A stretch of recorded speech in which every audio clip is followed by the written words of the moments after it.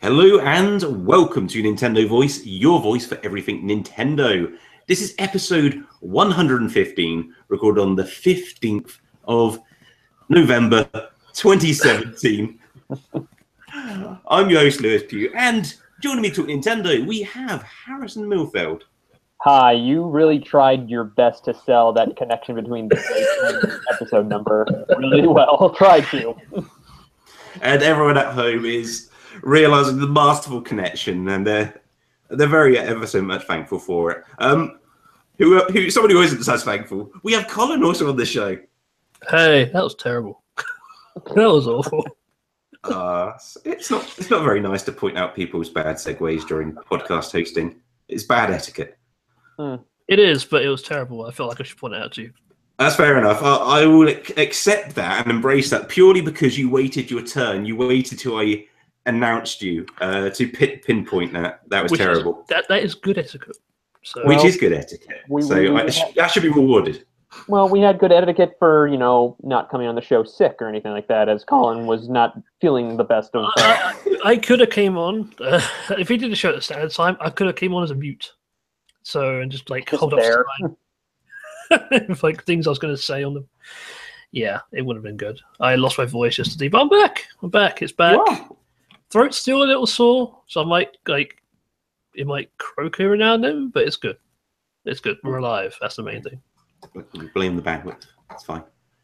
However, on today's show, we've got some what we've been playing and the Nintendo news. We don't have any super topics, and so accept this as a super topic shout-out request. If you are supporting us already over on Patreon, please do send us some super topics for us to discuss. They can be either obviously Nintendo, but also non-Nintendo related. I don't think we've had anyone take advantage of that option yet. It's a possibility with a super topic. Of course, you can just use your sort of stuff.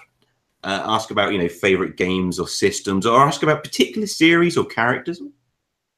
Have a think and let us know. But before we do jump into our main features for today, I did want to talk a little bit about our Patreon because we've had some updates.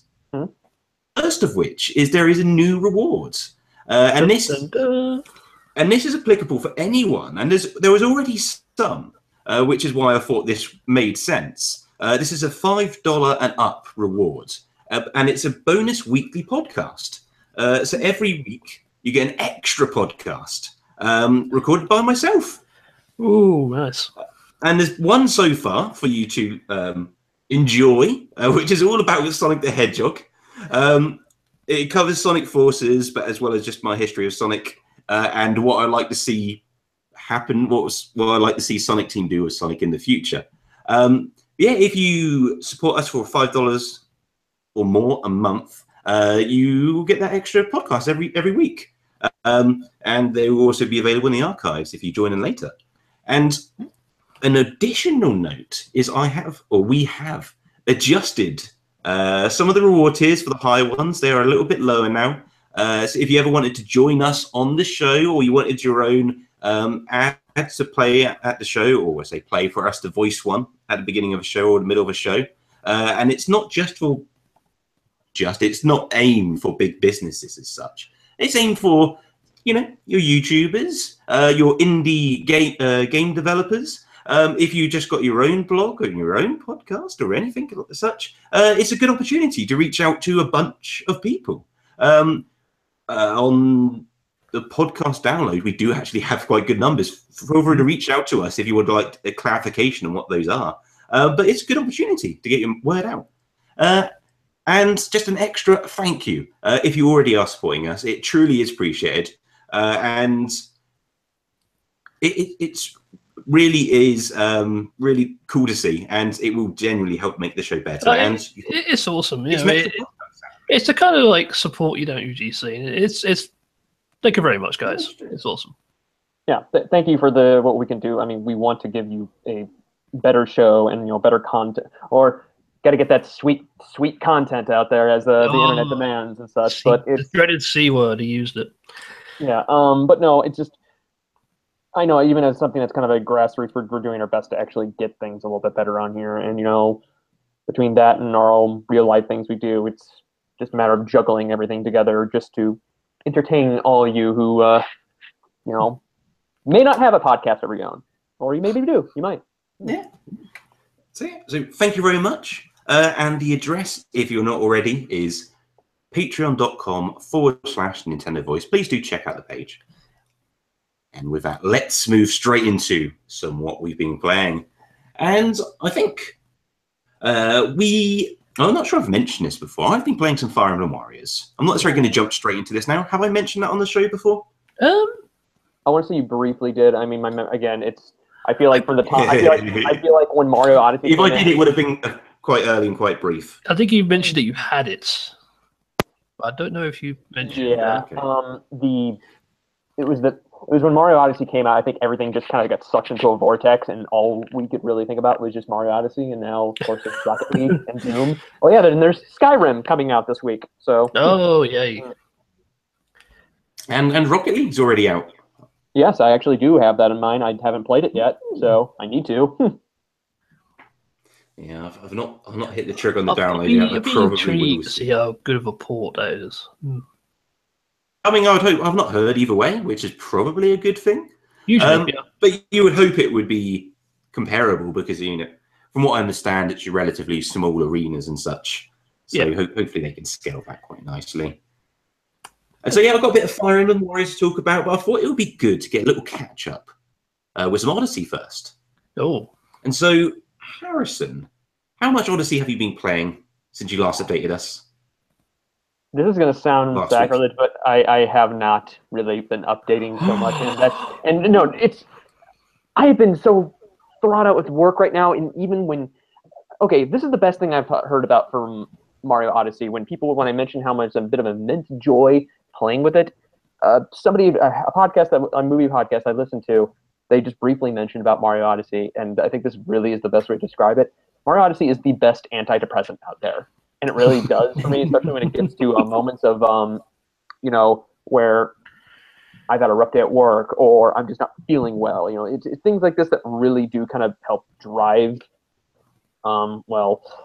me out there. But the thing is, it's between work and it's like I couldn't squeeze enough time into it. So it just I really want to. I'm still hovering around at like 200 power moons, and whereas I'm just seeing everybody updating with screenshots of like, oh yeah, near the end, here's my Odyssey bubble or whatever, the balloon that's attached to the Odyssey, and it's up to like 999. I'm like, okay, I have a while to go, it seems. So yeah, and I'm just trying to look at my balloon. That's where it guts to. But if there was one thing I did recently play, this is, and I just recently reviewed this for Pure Nintendo, and it's just one of my bit of a throwaway reviews. Well, not throwaway because it was bad review, but just because everything comes in that we have to look at. And this one in particular was Super Ping Pong Trick Shot. And marvelous. Yes, and the name itself, when you look at it, it may seem like, shovelware at first. When you look at it, it does sound it. Yeah, it does, but I will say it's disposable. Okay. But that's a nice way of saying it's not that great. Okay. Let me finish. It's disposable fun. It's disposable fun in the fact that you are. It's one of those few games where it's like, okay, pick up and play for a little bit, for about 20 minutes, then done. And I was actually, one thing I was really impressed with was how well the gyro controls with the single Joy-Con with these, and okay. So those actually performed really well. I mean, they actually, it actually did work well, but as far as response. So there is that, and I don't know. It's I found myself using just a single Joy-Con, just without gyro controls, and it kind of helped out personally as far as getting everything through. But it's like I said, it's disposable fun, and really, that's what I was in my meantime, whatever, for review. So yeah, that's what I did. Not really much to do it. I do have Rocket League on my Switch right now, but I have not started to play that yet. And I have actually briefly decided to start playing Xenoblade Chronicles 3 on my 3DS. So nice. I'm just a little bit past the opening segment onto it. I was playing it late last night and I fell asleep. So not because it was boring by any means. It was just it's quite long though. Yeah. Oh yeah, it's a 50-60 hour adventure I'm going to get through, and I'm hoping to get this done before Xenoblade Chronicles 2. But unless other things come into it, I may have to delay that purchase because coming quite quick now, isn't it? Yeah, but you might have to push it. yeah. Well, or I just You don't have to jump on it day one. To be honest, you can still finish up your adventure and then pick it up. Well, I know, like I said, I could still finish it. It's just yes. I don't know. It's going to be a while at this rate. So yeah, it's a very big game, but very enjoyable. At least it was for me. I do hope the second game does kind of feel more like that than X did to me for the very brief I played of it.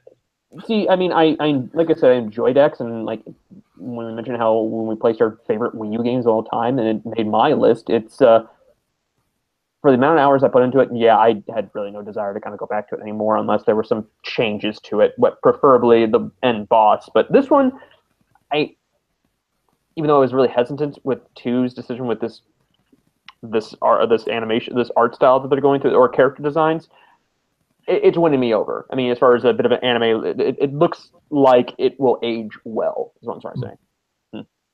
Yeah, I think so. I think I should give a little update, or tell at least. I'm not sure which one it is now. I'm a bit confused. On Fire Emblem Warriors. Please. Kind of playing in and out between Mario Odyssey. And I've been playing it a lot more this week. Over the weekend. And I've beaten the story mode, jumping into what they call the history mode, which is the equivalent of the adventure mode. Oh, I was going to say, yeah, is that like, yeah. Hyrule Warriors. And so I'll jump back to the basics then. So comparing this to Hyrule Warriors is probably the best comparison to do. If you've not played Hyrule Warriors, then I add a bit of extra flavor text, but there's a lot to kind of wrap your head around, really, when you think about it with these games. And so what I found different to Fire Emblem Warriors to Hyrule Warriors, one is there's just a lot more going on in Fire Emblem Warriors, which I think's a good thing. So I hear it takes some things which they did introduce in Hyrule Warrior Legends. Right. And so you do have the multiple characters or multiple heroes on your team which you can switch between in a single battle, like in the middle of the battle. But in addition to that, what you can do is you can, in a similar way, I guess, to the actual Fire Emblem games, when you bring up the map, it kind of looks a little bit like a Fire Emblem map, and the units use the sprites from the map view. That's awesome. Which is cool. But the next bit kind of really adds to it, which is you can like select a unit and you can give it orders by, drag its arrow and you can put it on an enemy or a fort and you go, right, you're going to go over there, you can go over here. But in addition to that, what you can do, you can pair up units. Hey. There we go. So it starts sounding a bit more familiar to Fire Emblem in terms of the mechanics, which is odd because you're okay. So there is a bit of uses of it. So even though you're getting a little bit more into the mindless action of like these Warriors games, there is still a bit of that Fire Emblem bits of strategy. It doesn't overcome the whole. It doesn't not the whole main mechanic, but it's there. Yes. But you're still hacking and slashing your way to victory. Very much so. Yeah, you're still destroying hundreds upon hundreds of foes in a single match. Sometimes close to the thousands, if not, it is. But I feel it does because it gives you these extra options, at least later on in the game. It's not really used much early on in the story mode, but I mean, there's a lot of game here. It will ask more of you. It will ask you to defend your bases whilst you're also kind of encroaching on your enemy's territory. Whereas before, I would feel like I would be like running up to do something and then I have to run all the way back. But it's cool in this game that you can just, in a slight Fire Emblem way, you can strategize and go, okay, these particular heroes that I chose for this battle, I can now direct to certain things. I can pair them up, I can unpair them, I can get them to heal each other or so on. And it's quite cool in the sense that you also are managing a lot more characters.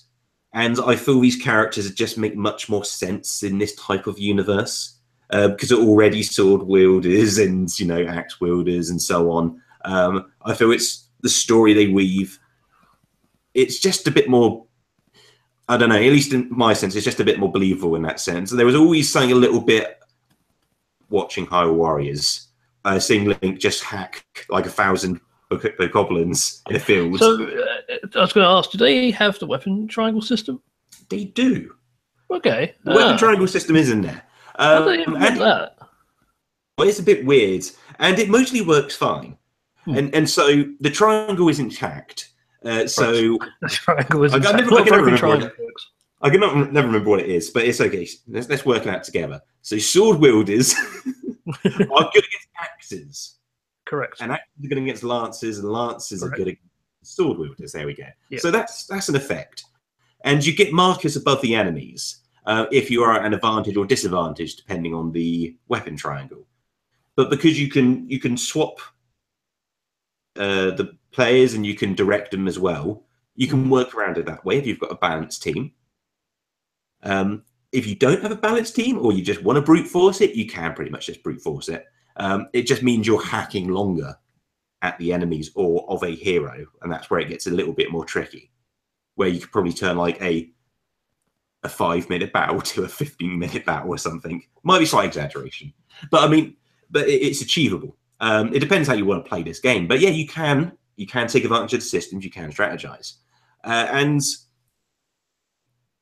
you also do level up your characters. You obviously get that Fire Emblem chime when you do so, even if it's in the middle of a battle, you'll freeze the action. Stats. You don't see that the random stats go up. You do, yeah.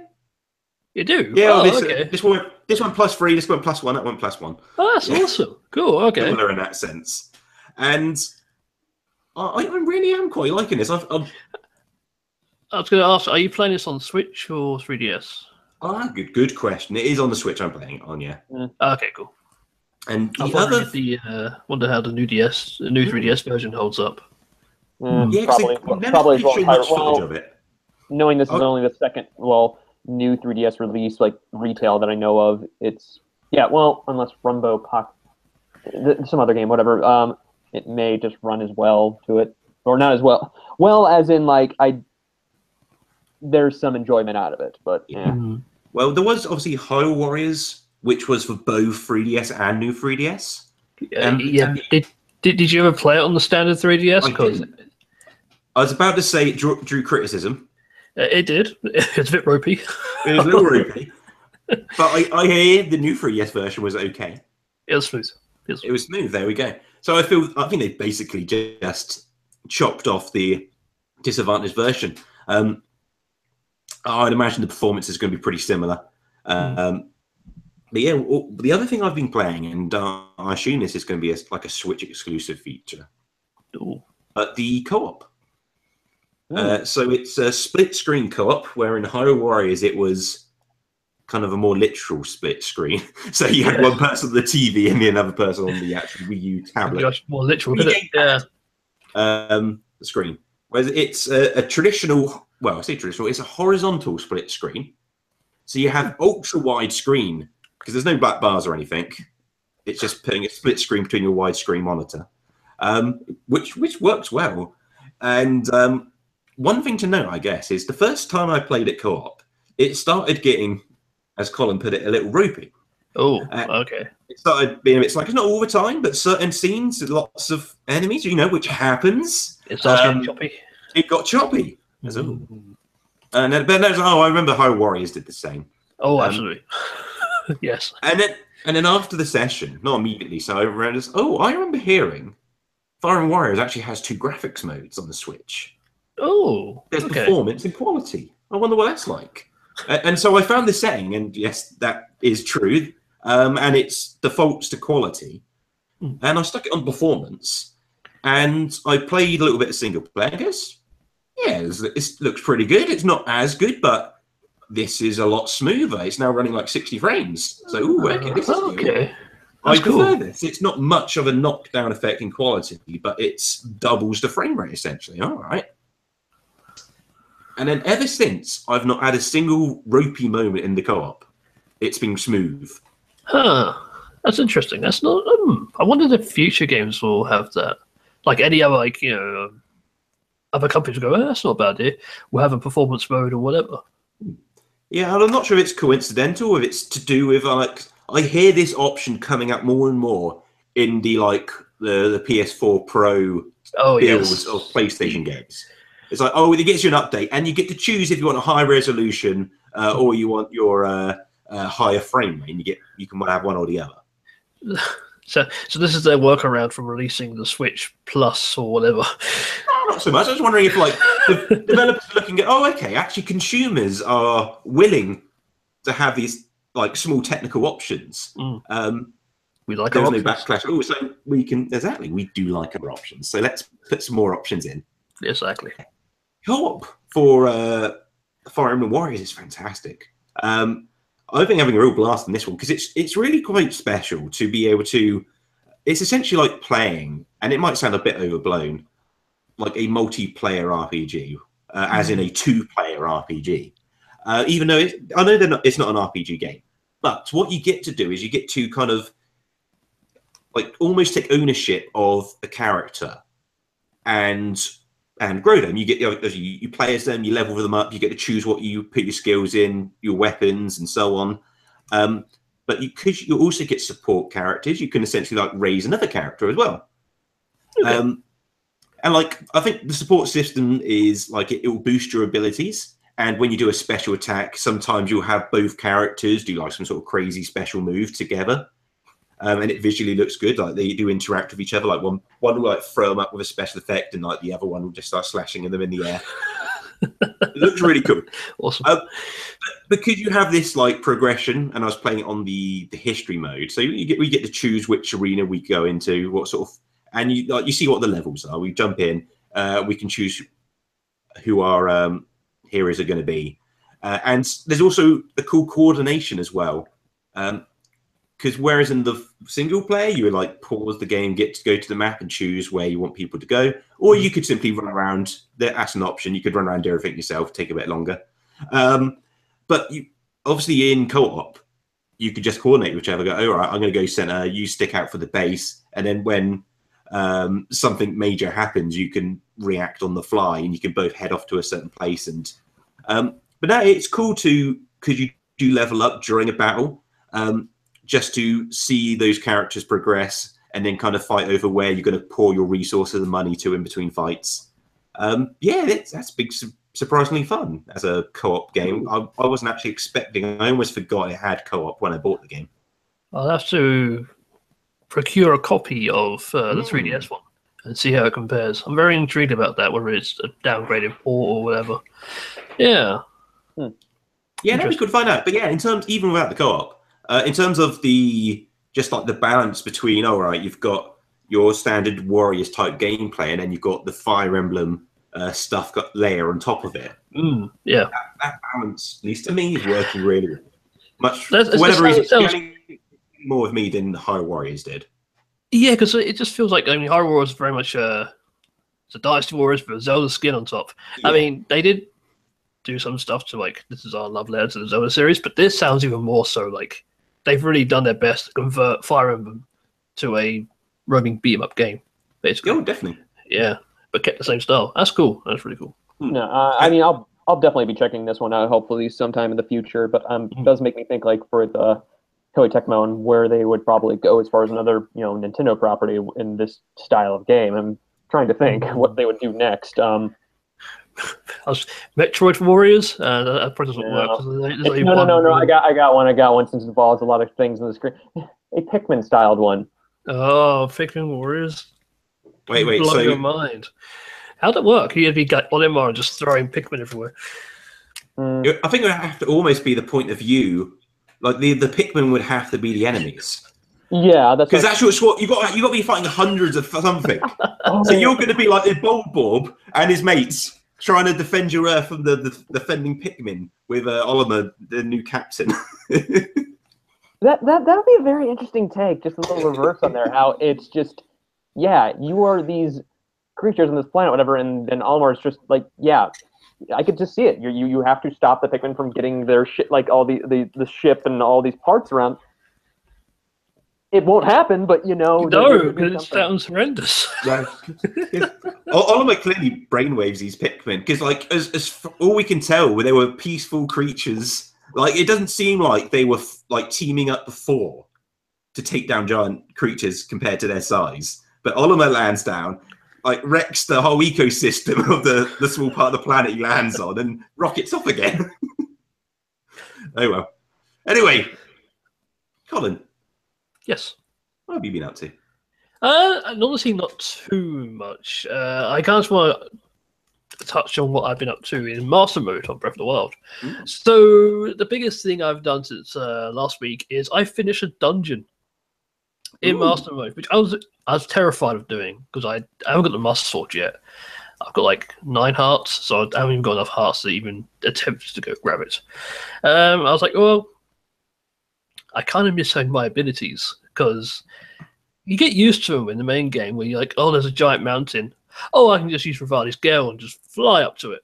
Great. Yeah. I was like, yeah, that'd be really useful getting those like tough to reach shrines. I've only got a tiny amount of stamina because I'm focusing on health because I want to survive. Yeah, so like, okay, I'll do the I think it's Van Meadow. It's the flying one. I was like, okay, I'll do it on first. We'll see how this goes. I grabbed like 7 fairies or whatever it was. It was crazy. I was like, I need to stay alive, so I was going to grab fairies. And it was easy. Ooh. Bizarrely, the dungeon was easier than like the standard map, I guess. I was like, does Master Mode not apply to the dungeons? That's very odd. Because the boss didn't do any extra damage. He took very few hits. It wasn't that much more challenging. I was like, this is very bizarre. Yeah, I was kind of like, this could be easy, I guess. I don't know. It didn't feel any different to me. Whereas, like, the actual game itself feels vastly different. Yeah. In terms of difficulty. So, kind of confused, really, on how I feel about Master Mode. Well, I'm kind of wondering because what my assumption is that like the difficulty is going to kind of be front loaded in this. Because when you kind of start getting your heart, start getting your weapons together. Yeah. You don't have to take enemies on head on. No. And so you can just dart to shrines or even to dungeons, as it were, and go to your puzzles. Absolutely. There aren't many times where there is literally like an enemy in your way between where you have to go, and there's no way to get round them. Exactly. There's no single path you have to take. You can take a long way around if you need to. Honestly, the single hardest part was still the plateau because everything just kills you in one hit. It's just that's just survival mode 101. It's like don't touch anything, don't go near anything. But once you're off here, once you get like a couple of hearts and you go down to like you buy the set of armor for the first time, once you've got your defense up and you can cook a few decent meals, the game pretty much balances itself out anyway.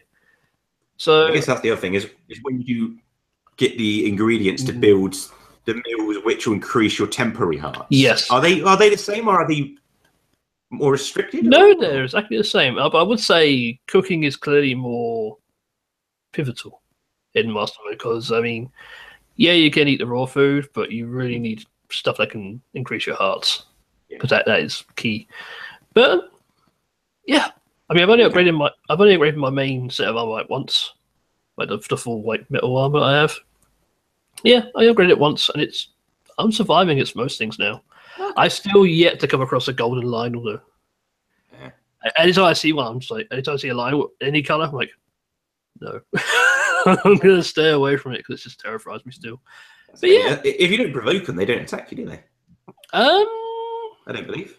I think you can just walk on by them if you don't have your sword out. Yeah, I've not tried it. I've just like, I just imagine this like circle around them, like don't go near that circle. just don't go near them. I think if you like don't have like a weapon equipped in that sense, you can just. I need to try that. Yeah. A question I've got though is like one of the small things they showed off was like the floating islands.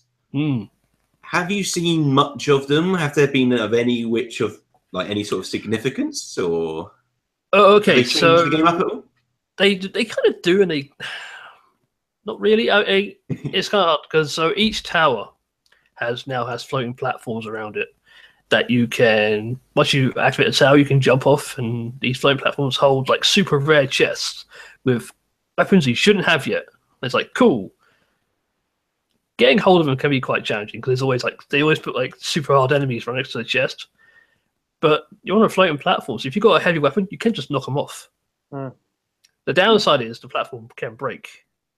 So if you actually do like a ground attack, the platform will break.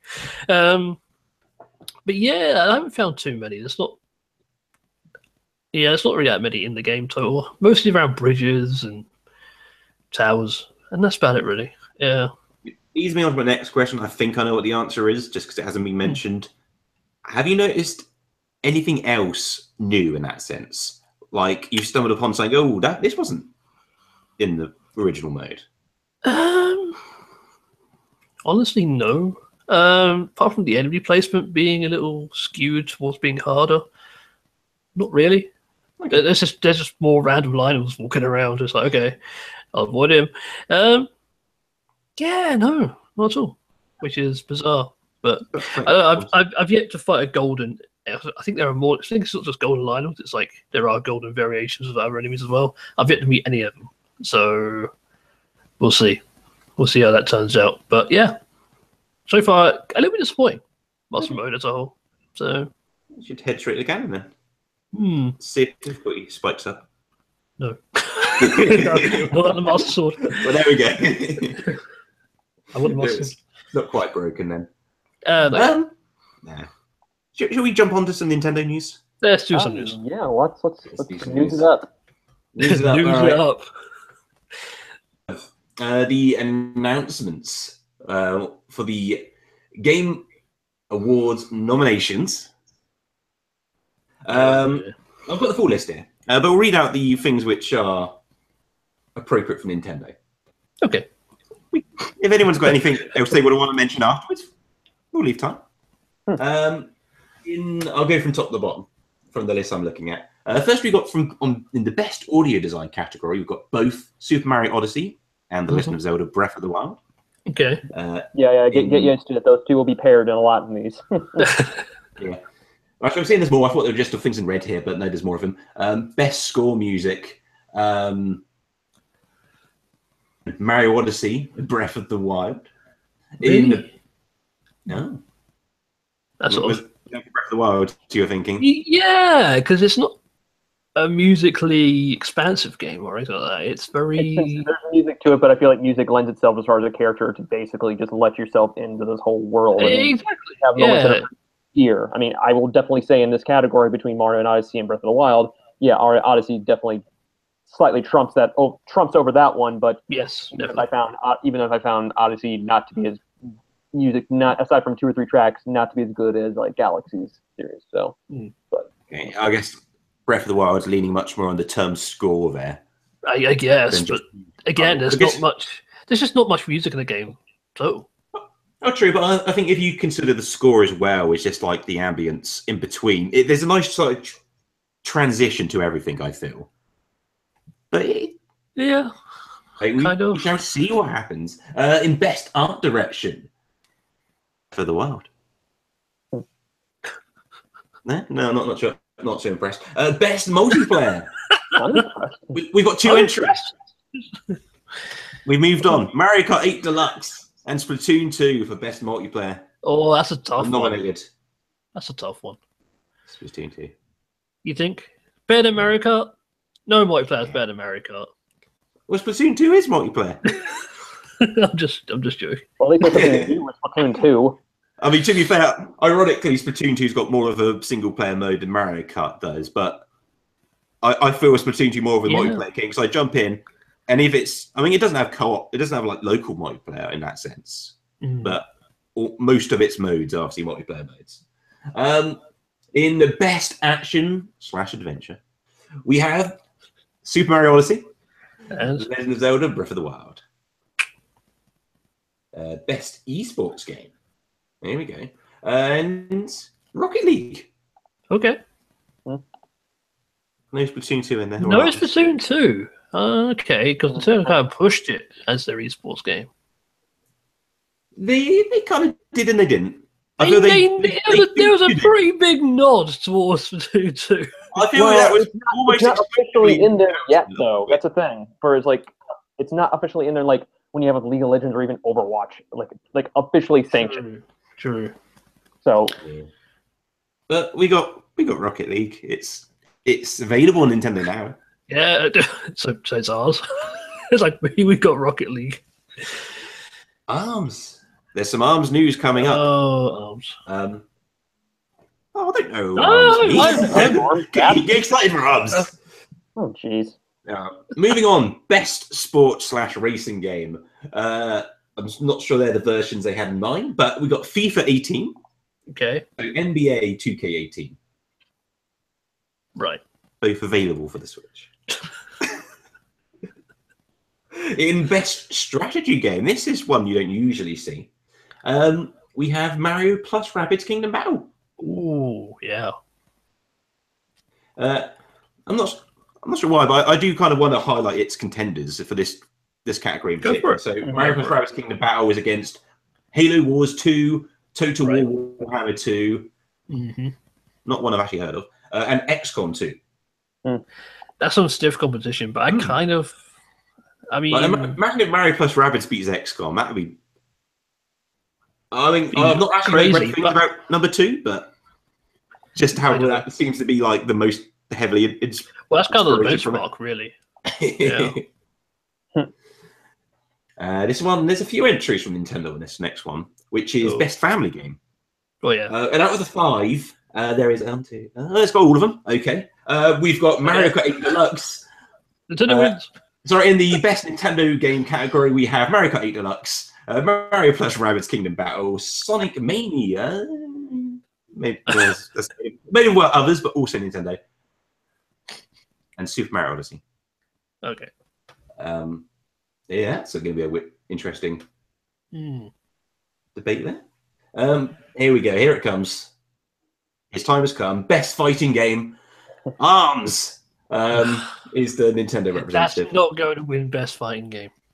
He beat Pokken. Well, it'll beat Marvel vs. Capcom Infinite, I hope, knowing what that is. It's Injustice 2, which, by the way, did anybody see the... No, NetherRealm, the developer of their studios, they do a really good job as far as post-game content, like when it comes to their fighting games. Did you see their... the Ninja Turtles are coming to their next fighter pack? Oh, really? Yeah.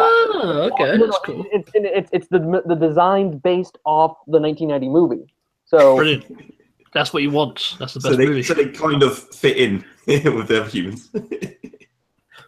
Yeah, that's cool. I imagine Injustice 2 will probably take this one. Most likely, it's not going to be Outflows. I'm sorry. It might be. It is. I don't know. They'll be so shocked. If not, then follow the money. Best handheld game. We've got Ever Oasis. Okay. Fire Emblem Echoes, Shadow Valencia. Which is a Fire Emblem game I've still yet to play, which is odd. Oh. However, on that theme, Metroid, Samus Returns. Metroid game I've still yet to play. How bizarre. Get on that, please. Harrison will come after us if we don't get it. I still yet to play it. It is so good, please. It's the best handheld game. Anyway, Monster Hunter Stories. Colin, did you just play the demo? I have it. I own it. I have yet to finish it. It's a very in-depth RPG. I wouldn't call it the best Monster Hunter game that I've played. So I don't. Would you call it the best handheld game this year? For you? Well, out of those ones you mentioned, I played Monster Hunter. Oh, and Ever Oasis. I did play Ever Oasis. It doesn't have to be out of these 5. I'm just wondering, for you. Well, I'm thinking of the categories. Categories best handheld game. I think Ever Oasis beats Monster Hunter Stories, to be honest. Okay. I think I enjoyed Ever Oasis more. I imagine Metroid's going to take this one. Oh, it's going to take home, yeah. But I mean, looking on, aren't the majority of these fan voted too? I wasn't aware they were actually. So I thought basically, they it's a were. popularity contest. That's not right, surely. Well, if that's the case, These are the nominees, and not the actual voting of which wins. Well. yeah, move on. Okay, we're moving on to something completely different. Not talking about handhelds anymore. Best mobile game. Wait a minute. Don't tell me Animal Crossing's in there. It's not. No. Oh. Oh yeah. There's a bit of They had. Oh, I forgot what it's called already now. They had Player Unknown at the top, but they couldn't include Animal Crossing because it's not version 1. For best mobile game, we've got Fire Emblem Heroes. Oh, okay. And Super Mario Run. Well, yeah, it makes sense for that one because I had people asking like, "Why is this? This was a 2016 game." Well, there's a cutoff date, so like somewhere in mid-November of last year, so that's why I missed it. Right. So yeah. Okay. And then we've got best game direction. I'm not actually sure what that category means. I don't know what that means. Anyone clarify what best game direction is? How you throw it? I don't know. Well, let me read all the nominees. This includes non-Nintendo, so for context, these are the best game direction nominees. We've got Horizon Zero Dawn, Resident Evil Biohazard, Super Mario Odyssey, The Legend of Zelda Breath of the Wild, and Wolfenstein 2, The New Colossus. I don't know what it means. The only thing I can think of is like they're talking about like best... like the equivalent of the best directed. Yeah, I mean, direction as far as like when you either like with Odyssey, you have Koizumi and whatnot, and you have all these people that are involved with how like you said, obviously it's the direction. Same thing when you get like for best director or where like even a mechanic or how it does. This one is a nice little list to it. Whatever. If I really had it's to, just poorly worded categories. Like why could it's called it? I don't even know. just not have it. It's confusing. Okay. Yeah, and finally, the game of the year. Let's read them out of them all. Let's break this down. Horizon Zero Dawn. I need to try that out. I heard it was really good. Persona 5. Another one I need to try out, even though it's going to reserve like 100 hours of gameplay. Player Unknown's Battlegrounds. Which has a bit of controversy, I know, from people that it's an unfinished game, but again, I don't know. Like, I've heard positive things about this one, but go on. Super Mario Odyssey. I've heard a few good things about it. Perfect moons. 3 of 3 so far. The Legend of Zelda Breath of the Wild. And both those final two will split the votes and watch Persona 5 up to the ranks. Maybe. I kind of who do we reckon will win out of all 5? What? Not necessarily what we want, but what would we expect to come out on top? If it's freaking Battlegrounds and the Game Awards is rubbish. I feel like I just feel like Zelda has to take it. Yeah. Honestly. Yeah, I think I sense a coin toss with this, and if I had to pick something that was going to be Nintendo winning this into a game that I really want to play, I could easily see Horizon kind of just sneaking in to do this. But again, what's everybody's personal thoughts about like the Game Awards itself? I mean, I've tuned in, and I know it's when there are things that we can probably go on about things that we like that whether it's just when it comes to award shows, this one, DICE is really the only one I care about. I mean, that and whatever else other outlets give out their yearly Game of the Year awards and shower with like the whole praise of these games that we played before, just to kind of go back and wax over how great great and how we fell in love in the first place. This one, we can go on about how it just feels like just crass commercialism for something like that, just to kind of just pretty much. There's some areas which is like really questionable. I like Jeff Keighley. I really do as the person who put this on here. But again, what came before this, what they had on Spike and originally in G4, it was garbage. I never paid attention to it. And I've not met the guy, so I can't say whether I like him or not. But the thing that gets me, I mean, the Game Awards. I mean, from an outside looking in, it looks more official because it's it's all about games. Yeah, it looks official to the casual person. I mean, exactly. When DICE to me is that big one that you want to win. Exactly. Which that is the one that you want to get on there. That's like the Oscars for us.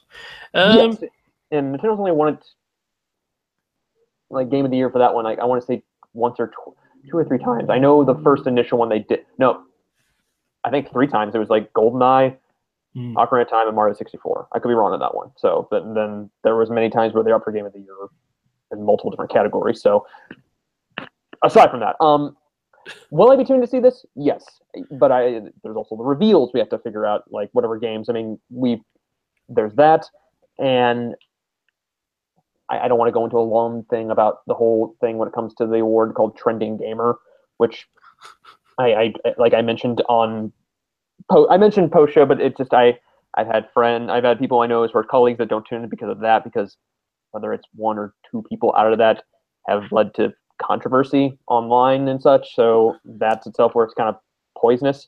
And I even looked at the nominees. I only know 1 person on there that I know of, and it's the only woman that's up for nomination. And it's Andrea Renee from she does some stuff that's kind of funny, but worked with them, but she also hosted the recent edition of the Nintendo World Championships. So yeah, I don't know.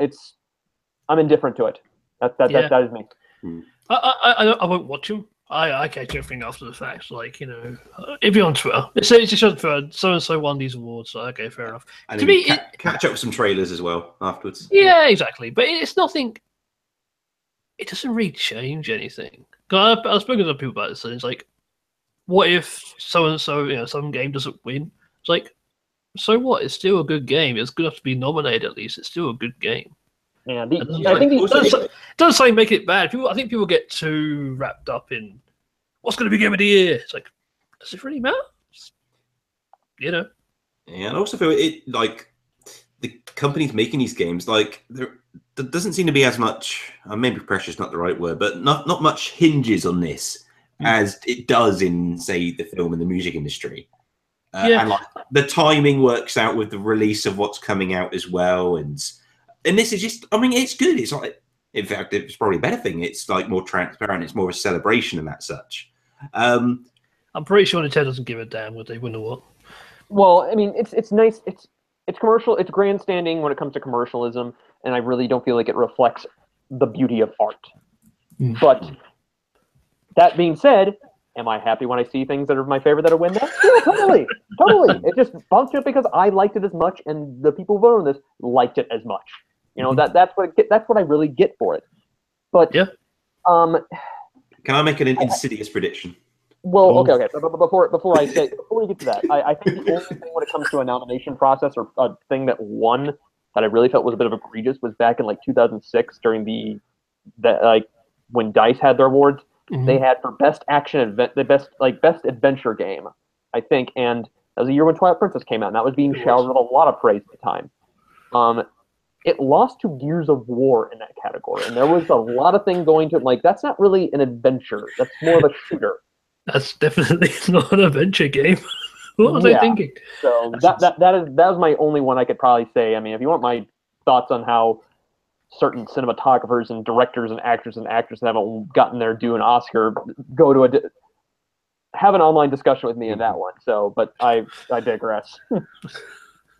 So yeah, my insidious prediction, which I've already gone back and forth in my mind since I said those words, but I'll go with the one which makes more thematic sense. That's more fun. I reckon we'll see Breath of the Wild win the overall category, but we will also see a big blowout trailer and reveal essentially for the DLC expansion during the same event. And I think part of this insidious prediction is people will then start to question the honesty behind the event. Because of these two things happening. Yeah. Yes. Yeah. Instead of paying big money to have the advert put up, so of course they win. Yeah, so that's my prediction is people will be making those comments, not necessarily even those two actual facts. Maybe, most likely. I mean, it could also flip the other way. I mean, whoever's judging this would be like, we can't pick Nintendo because people will think that we're, paid off by them. So that's what I think. And then they end up picking Mario. Yeah, exactly. Well, yeah, potentially. Yeah. Is there anything they want to add about the Game Awards? I should know. It's the 7th of December. Oh, is it? Okay. Well, it will be overly long. I can guarantee you that. Okay. We won't. My prediction. There's that when it comes to award shows as far as overly long. Me, people will complain, and the reveals that we want aren't what we're going to expect. So pretty much. Another cranky situation. Metroid 4. That'd be cool. That would be very. I still don't think cool. I think we may get a brief. I got a feeling from if rumors suggest we'll probably get more about that in the January. Which, by the way, do you know that rumor that Bandai Namco is going to be helping in the development of that? Ooh, interesting. I'm not sure what truth. I mean, to me, I'm looking like it's kind of BS, but yeah, I'm trying to think what history. There's 3 big projects all actually with Nintendo IPs attached. One's Smash Bros, one's Metroid, and then they got something else as well. No, I want to believe my pipe dream rumor out there that there's people from Bethesda helping out on this, but no. What? That is a rumor that circulated a little bit, like a tiny, yeah. I don't know. Well, it depends which area of Bethesda, because obviously you got id as part of the Bethesda family, and I thought you were like the marketing department or something. What? Like, that's it. Seem to be doing all right. Yeah, yes, but id is not helping out with Metroid. I can guarantee you that. No way. That would be so awesome, wouldn't it? Oh, yeah. I think it's possible. I mean, Bethesda and Nintendo are pretty close right now. Yeah, and if they're looking for expertise in first-person adventures, as it were, yeah, it's not a bad company to go to in terms of a Western developer as well, if that's what they're looking for. They go look pretty great. Right? Yeah, but it's not going to happen. As in, it's just not in the tone of them, as in because they do things like Doom and Wolfenstein. No, I don't think it's anything to do with that at all. I just think it's not going to happen. Fair enough. What more do I need to say? Fair enough. Let's be realistic here, fellas. All right. Who wants to talk about a new 3DS release date? You want me to? No, it's a game a series I haven't played, but I know people are excited for it. Yeah, so Radiant Historia, perfect chronology. Yes. It's finally got a release date. And so it's coming out, and obviously this is for the 3DS, North America, February 13th, and on Europe, February 16th. First time Radiant Historia got a European release. Pretty cool. Indeed. And yeah, I mean, it's cool. It's good to see the 3DS still get the support. Yeah. But yeah, there's always that double-edged sword of it. It's like, this game always this sort of point during the generation, as it were. It's like, I don't want it on the old, I want it on the new. I think it's funny. Like this game is to do with time travel, I believe. It has a very similar story to what Chrono Trigger had for us. So we didn't get the original Chrono Trigger. Right, Chrono Trigger came out in the States. We didn't get it. We got the DS version with all the extra bits, and this is very much the same deal. It's like we're going to give it to you, but we're going to give you all the extra bits as well. It's kind of interesting the mirror path those two have taken. But I'm excited because everyone says it's really good. It's really good. But yeah, I've heard fantastic things about that. It kind of did the rounds on the podcasts a few years back when it actually came on the DS. Never did pick it up.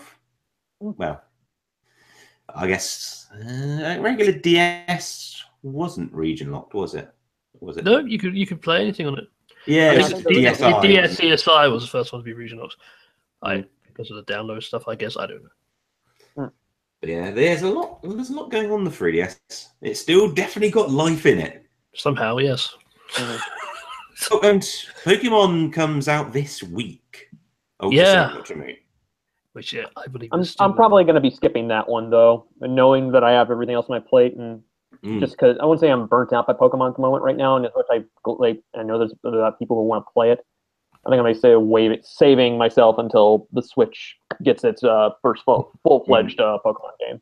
The thing is, I mean, again, there's a bunch of 3DS games that I've not committed to yet since I've got the Switch, basically. Pokemon.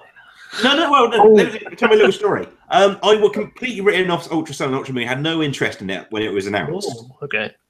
The trailer they did about a week back. All right. You got my interest now. Was that the one with with Giovanni and all the past bosses or something involved? Yeah, I think it might have just been as a scene with Giovanni commanding a Mewtwo to attack you, and it's very reminiscent of my nostalgic memories. And Lewis is like sold. Almost, well, but not just. It wasn't just that. They had like all the evil teams. They had basically like all the legendaries are accessible from all the games in this one. It's like, what are they doing? It's like they're throwing everything into this one. It feels like this is going to be a wrap-up point. Yeah. And like the Switch game is going to be like a reboot almost. I just feel like just chucking all the legendaries in this is like, If they went back saying like, I don't think they ever can, but if they went back like brand new 151 Pokemon, we're starting over. I don't know. This game almost makes a point of it because, like if you can just give everyone everything, as it were, and you can just put them all in the bank and move them on to the next one, it just seems that it's going outside of that. Like they would never give you too much, just because it's always an ongoing thing. Before we I don't want to get too sidetracked when I say about this, since we're on the subject of Pokemon. You all know about the somewhat 20th anniversary movie is out called Pokemon I Choose You, which is a retelling from the show. Now, did you see that? Okay, you all know that there's a scene in there where Pikachu actually talks for the first time. Yes, I heard. Yes. Did you see that?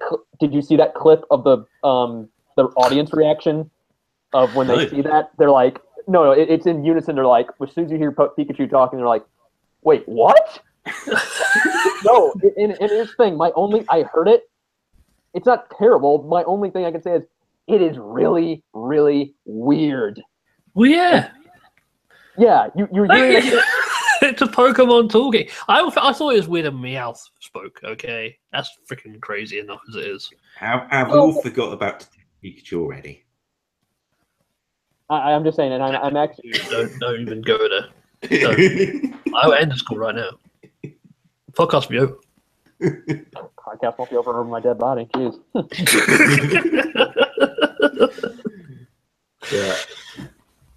I thought it was a good point to move on. Yes. And this is a good transition point, going from 3DS games back to Switch games, but there is the theme of portability here. Okay. So, I believe in between last show and this show, there was an announcement from Capcom that they're bringing, actually it might have been on last week's show even, that they're bringing some more games to Switch, basically. Mm-hmm. And we've got some details come out. And the source here is Kotaku UK, and from their sources, they're not named, there are going to be 3 Ace Attorney games coming to the Switch next year, or next fiscal year. 2 of them are going to be compilations of the previous games, in each, and the 3rd game is going to be a new Phoenix Wright game. And they've got a little snippet here. Capcom has apparently also begun work on a new mainline Ace Attorney game, aiming for a late 2018 simultaneous global release on Switch and mobile. The new game is planned to contain 5 cases at launch and features Phoenix Wright returning as the playable protagonist of the story. So yeah, so a lot of Phoenix Wright is coming to the Switch next year, it seems, and beyond. Interesting. Okay. Just thinking, like, this is way away from Ace Attorney. Do you think we will ever see Phoenix Wright? Phoenix Wright in Smash? Oh, okay. And do you think there's might be them pushing for it? Well, Phoenix Wright was in Marvel vs. Capcom 3. You do know that, right? Yes, correct. So I was going to say, apart from that, has Phoenix Wright actually been on a competitive platform? Not that that's a point against it, but it does seem to be this exclusive series, at least the main lines. They've been on mobile, but they never put a Phoenix Wright on the Vita or the PSP. No, not as far as I'm aware. So yeah. Because yeah, I feel these things. Like, I don't think there's any actual written exclusive. no, I don't think like there's any deal here that Nintendo made to make. Oh, you keep making Phoenix Wright games on our systems. It just they found a good audience. kind of Professor Layton gives the same thing. So yeah, Exactly. Yeah. Yeah, I could see that in the same way I could see Professor Layton join Smash. But like I think Phoenix would have more chance just because it's still ongoing. I mean, it's still ongoing, but I've still not finished the latest Layton game yet. Still slowly tapping away at it on the mobile. I think about 20 hours or so in. Wow. Okay. Cool. So it's just a little burst, little puzzle here and there. Quite good for a phone game, which or I almost don't like the idea of liking it like that because I think I actually prefer it as a phone game because I could just be like, I've got to just have a puzzle out. It's just good to have a puzzle in your hand like this. It's like, I'm going to carry on with my life a bit.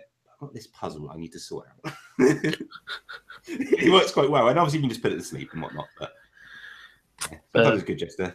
But yeah, so Lewis, go on. Out of 10, how excited are you for more Ace Attorney? Oh, what? Just this? Like, assuming this is all real. Just assuming this is all real. Not a 10. Oh, okay. I thought it was going to be like 11. No, not 11. Only because I'm still a little salty that there's original Phoenix Wright games which haven't been localized. Right. And so if this was part of that deal, it probably would be a 10. Okay. Just the fact, like, oh no, like there's these apparently 2 amazing Phoenix Wright games, the Great Ace Attorney, as they call it in Japan. Yeah. Choosing not to localize them. But yeah, no. One having 2 collections, I would rather have just the 1 collection with all the games in. Yeah, that's kind of odd, isn't it? Because they can't take up that much space. No, I was mulling over it. I was thinking just the length of the games, it's kind of understandable. Like we're checking for our activity logs. Those games take a surprising amount of time to go through. Yeah. Dozens and dozens of hours. Oh, so having 6 of them all in one game is a bit excessive. Yeah, as evident from when we checked our 3DS log times, and I was even shocked to realize, oh wow, I put a lot into Dual Destinies. Exactly. Yeah. And that would just be 1 of 3 games on a collection. So that seems cool. And the other thing is, I hope because of that, used to put some extra bits in, whether it's just like a digital art gallery or something. But hopefully they'll go through a little bit of extra trouble. Whereas if they would dump all 6 in one collection, that would be it. No bells and whistles at all because we've chucked in 6 games in one sort of thing. Yeah. So hopefully we'll get some bells and whistles. And yeah, new Phoenix game. That's the big thing here. And yeah, it's cool to see Phoenix as the star. I wouldn't be against someone else being the star, to be honest, at this point. Like, but no, I still like Phoenix. Oh, well, they did it once with Apollo, yes, Apollo, and I guess the two great Ace Attorney games. And there's some spin-offs, but they're spin-offs. They had the Miles Edgeworth. The Edgeworth Investigations. That's right. Yeah. Sure. Again, well, yeah, the second game wasn't localized. Oh, there we go. Tragic. What would be the nice thing? Too nice if they could chuck in the unlocalized games with the collections or something, like 1 in each. And it'd make it more worthwhile for people who've already purchased them before. It'd give them something new. It's not going to be too much of a deal to translate them, surely. I feel that's just going to be turned to the 2019 collection. Keep stretching it out. Yeah, and they'll probably be the investigation games as one of them, and they'll sell it like, oh yeah, it's only 2 games, but one of them wasn't localized. Yeah, and then they'll do the same with the 2 Grace 8 Attorneys. Oh, again, it's only 2 games, but this is the first time they're coming out. Over here. But yeah, I mean, they're going full in Phoenix, right? I hope it finds success. Yeah, I'd like to see this continue. This would be cool. Yeah. I think it's, again, I mentioned before when like the Switch was just an announcement sort of thing. Like this would be one of the game series I would like to see. Well, as a portable, but it's also nice just to kind of relax and play it on the TV, even though it is a very kind of get curious how would you play it on TV though? Because you've got the system docked. It doesn't have much touchscreeny stuff, unlike Professor Layton. It's Yeah, mostly right, going yeah. through text and selecting things. It's D-pad and You can have a simple cursor, move the cursor around, I guess. Yeah. But you raise a good point because some of the games did take advantage of the touchscreen. Like they added a special case when they re-released the first game, and I think in Apollo Justice, there's a bunch of it, which is there's some investigation bits where you'll pick up a 3D polygonal object and you'll spin it round and you'll look at things, or you'll spray stuff to identify things. There's some gimmicky touchscreen stuff on some of them. So yeah, that will be interesting to see how that's handled on the TV. Hopefully they would point a system opposed to just take the switch out the dock to progress. It'd be a pain. Yeah. That would be a pain. No, that's good news. Let's jump into our last piece of news there. Actually, yeah, it's not quite last. No, we got one. We got two more. We got two more. Next though is there's going to be a new Mario Bros. Movie. Released a new movie featuring Mario. Yeah, reportedly. Reportedly. Lewis got all excited. He's like, you just no. You just saw it die. Okay, well, details come out from the Wall Street Journal that Nintendo and Illumination joining up to make a new Mario movie. So Illumination produced things like Despicable Me and Minions and The Secret Life of Pets. And this will be a CD Mario movie. People were really like, okay, there's a lot to unravel here, and you knew at one point Nintendo was wanting to get back into animated films. Now, people should be surprised knowing that this is with Illumination for several reasons. One, because Universal owns them, and of course they have that deal with Universal right now with their theme park for ideas. But when it comes to the grand scheme of like animation right now, you have Disney and Pixar, and I feel like Illumination is maybe close to the second as far as the other big fish in the sea of what you have to chase on there. Regardless, as far as I'm looking right now as far as Metacritic ratings for some of these movies. Like their top grossing film of all time, Despicable Me, had a 72 Metacritic rating. That's their highest one they have right there, which is respectable, really well. I enjoyed some of these movies, but also you have to look at it as how are they going to actually approach a Mario game when we look at something as far as the series, aside from the early Paper Mario games and Mario and Luigi, there's really not much of a cohesive story to actually wrap around. This is the issue, yes. But you knew something like this was going to happen in terms of like Mario does feel fit for animation. I don't know. I've heard people like, oh wow, they're giving it Illumination. Are the Goombas now going to be the new Minions, which is going to be annoying as heck? I was like, okay, please no. I mean, I would say Mario is more suited to animation than live action.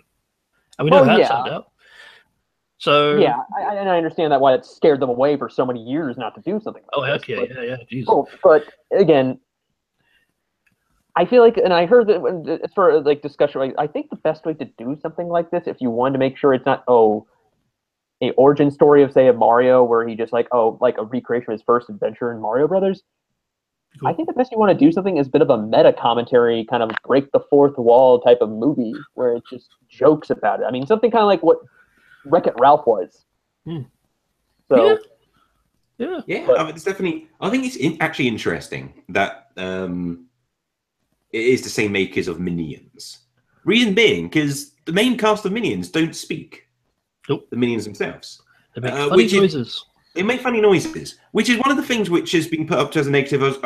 How would you do like a Mario movie sort of thing, or a bunch of other Nintendo characters who don't traditionally speak?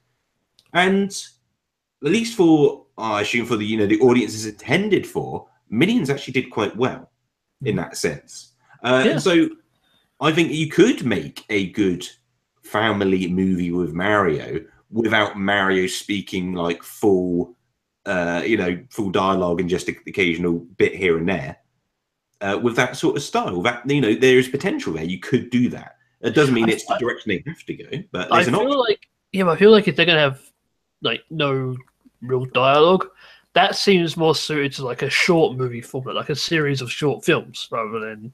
That's why I brought up Minions. That is a full feature film. Yeah. There is, which made a lot of money. But there's more to that one. I mean, yeah, granted, it's not that out of their catalog, it's not good, but there's a story involved in that. Yeah, but the main characters don't speak though. That is just kind of the main point. But you also have all these other characters that kind of lend themselves over to it, like they pick up the slack as far as kind of the dialogue. But I feel like we may be overthinking this, but for something like Mario Brothers, where it's just typical, you have plumbers, and for saving princesses from giant turtles. Yeah. In this world, I'm saying there's ways they could probably do it, but the one thing I've heard about this story is that Nintendo wants to be directly involved in the creative process of this. Which in that case, though, they're directly involved, and Mario won't be a plumber anymore. Because let's not forget, they outright said that he's not a plumber anymore. So they got to change his origin story or something. I don't know. Well, I'm saying that is good for that because I don't think hasn't really been done for really as far as when it comes to a video game movie that I know of. I mean, that's from I know. So it's. I think probably with them involved with this, whatever would bode well to making this a little bit quality. But again, this is still. But the word is that this is actually now in the whole developmental phases at this point. So right. I don't know. The only time when I heard about this news, I was thinking I wasn't thinking who'd be the better studio to do this. I was thinking okay, when the next animated movie that Nintendo does, if they do after this, if this is a success, I think I shouted to a friend you know what? Even though we would never get a Legend of Zelda anime movie in the style, say, from Studio Ghibli, I said, you know what? I'll have it perfect. Oh, no, here's an idea. Get Leica Animation to do it. The people, they recently did Kubo and the Two Strings. They did Coraline stop-motion animation. I was like, you know what? I could see that happening. I'd like to see that. Yeah, be interesting. Definitely. Yeah, that'd be cool. And I think I actually have a little bit more faith in a project like this after seeing things like Super Mario Odyssey. I don't know what Colin Fox is going to say. Just because... I've got a little bit more faith. You had zero before. Now that I've been checking out these thumbnails of the Minions movie. No. Mario Odyssey, there's a lot more creative ideas and more, I guess, let me preface that. There's more non-traditional Mario's stuff going on. And it's just kind of more visually interesting. It grabs your attention. And I think it works on a level where it's both nostalgic and for new audiences, it's just interesting and wacky and fun. And I think you could take that sort of inspiration and convert that to a film quite easily. I'm not saying you make a game off Odyssey, but you kind of embrace the idea that maybe, I know it sounds crazy, but we've seen it kind of work. Mario jumping around in a city is quite fun, but it doesn't have to be just about a city, or you could have it set in a place with dinosaurs or whatever. Yeah. Or you could jump between things. But if you will work though as an anime movie for Mario, do the Mario 64 concept where he's it's all based in the castle, but he can be teleported to other places. That would be cool.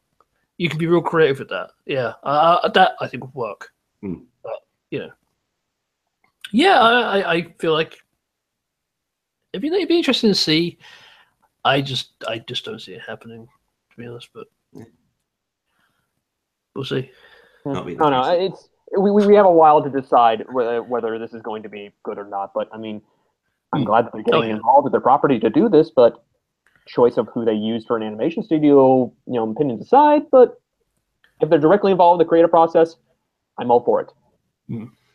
Okay. And from movies to movie viewers, we've got Hulu has arrived, at least in North America, on the Switch.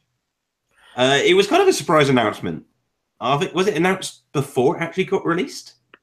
Or did people just find it on the eShop and a press release? You just found it oh, it's out. I don't remember seeing Hulu's coming. Just, Hulu's out on the Switch. What? Maybe. I don't know. So Harrison, have you downloaded Hulu? Yes, I have. It works well. I haven't really tested it out as far as battery, but Yeah. How does it look? Have you tried it on the actual Switch screen itself? How does the quality look? Looks good. But I haven't gotten as far as lengthier movies or even shows, so it looks good. Works, and knowing this may be the first domino of other apps coming here, and I hope so. Yeah, definitely. Well, I mean, I don't know. One thing I didn't realize about this, Julian Egbert, who used to be the president of Factor 5, I did not realize he's the VP of Tech at Hulu.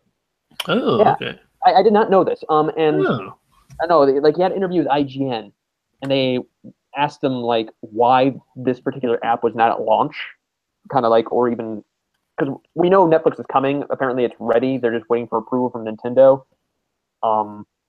But this was the quote that from Egbert said. He said, "Why this was not available at launch?" He said, "Why not at launch? That was a political decision by Nintendo to a certain degree, but also a technical one because they really wanted to focus on the game side of things on one hand, and secondly, really were only able to provide the basic technical functionality that you need to make the greatest games on a new console. So one of the things which was missing until recently was one tiny little bit of encryption that most of the professional video services unfortunately need. And once that was unblocked for us, it was not a problem to get the whole thing going. We had the streaming actually, and most of the tech we had done quite a while ago. So they had it ready, but I think there was that thing in the code that did not allow them to put it on. They were like, no, you don't.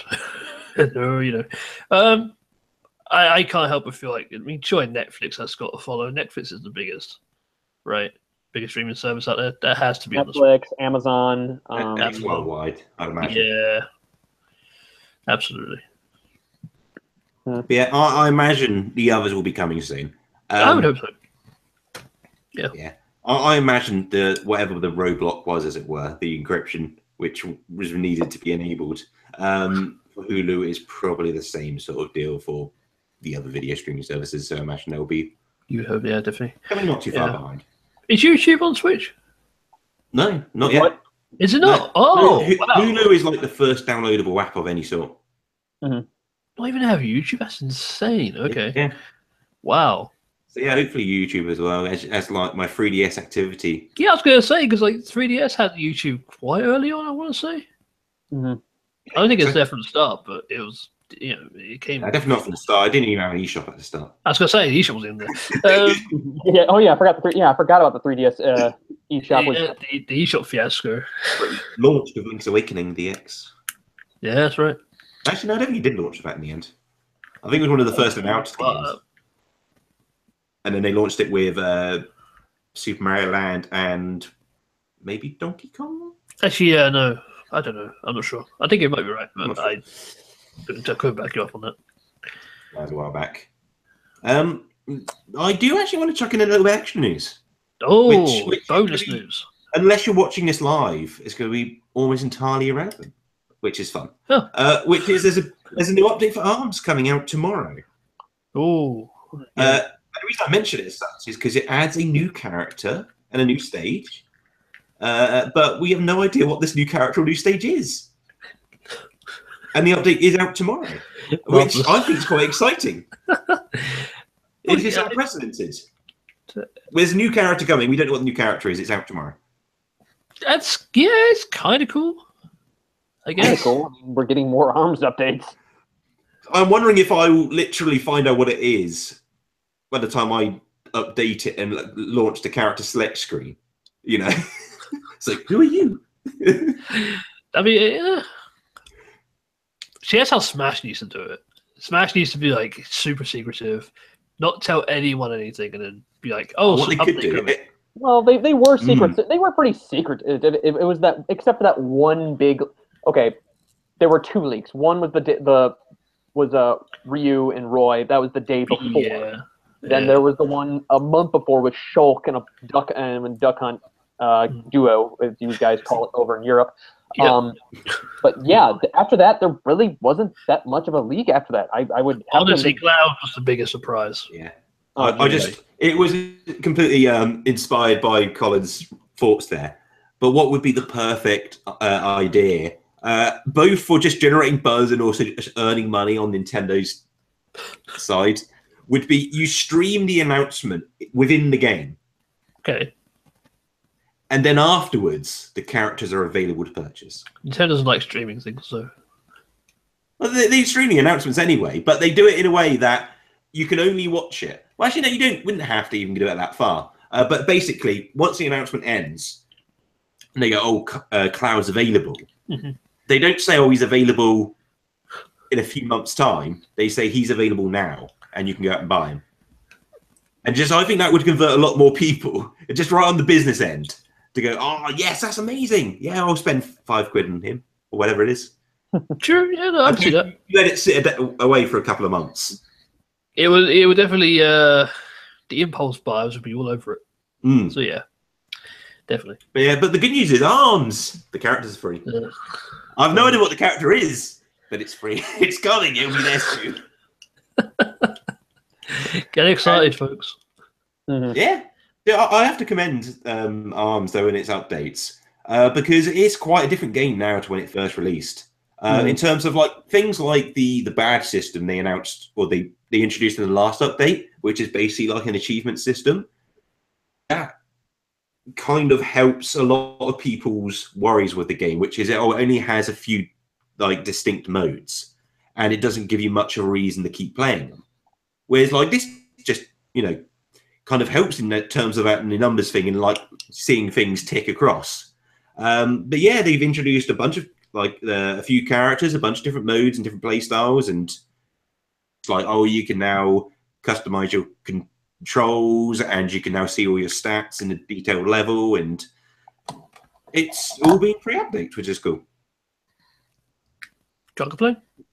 Yeah, can't complain that. And that does take us to the end of the news. The end of the Nintendo news for this week, at least. So, listener who knows what this ARM character is, and I don't, I am very envious of you in the future. You would know at the same time they do, so you just don't know right now. Exactly, but then the listener who knows what the character is knows it's a terrible character or a fantastic character, and they can hear the anticipation and the worry of my voice and the uncertainty, and that will be humorous to them. Or they can go to the YouTube channel and watch your uncertain, your face for the uncertainness. Yeah, they might.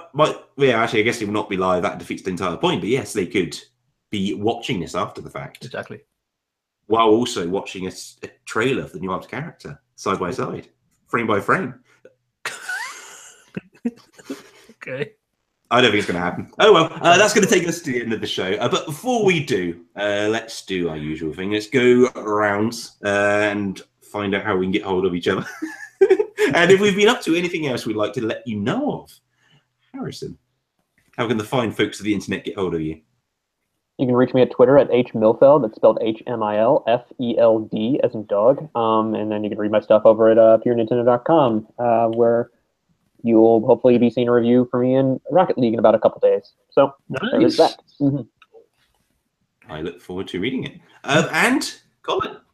Yes, you can find me on Twitter at HighlyAmbard, which is probably how you think it's spelled.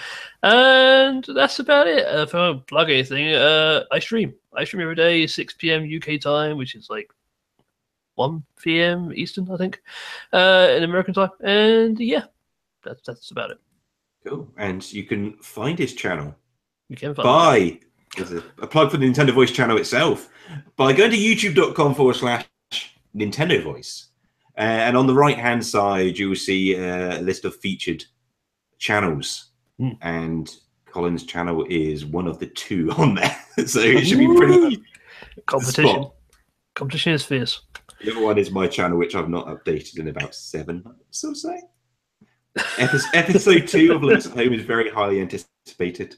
It's getting very meta in the amount of writing. There was a point it was going to be about sequels, and then it went on to like delays. Yeah, I was going to say it's going to be about delays or vaporware now, or. And so now I'm trying to weave those things together. I'm not really. I'm just lazy. If you want to get hold of me, you can find me on Twitter, which is Lucian, LEUVSION.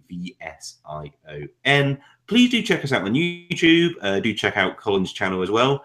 And as I mentioned before at the show, so I won't go over it too much, please do check out the Patreon page, which is patreon.com/Nintendo Voice.